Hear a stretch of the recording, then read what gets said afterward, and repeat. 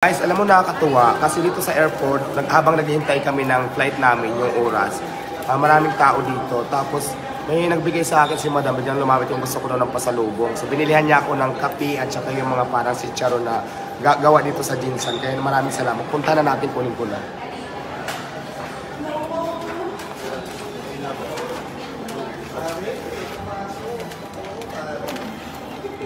Ay, pwede ba picture na lang po kami dito? Kasi may product po talaga ng Anda, ito si Madam. Ayan, binigyan niya ako ng pasalubong. Ito marami, may kape.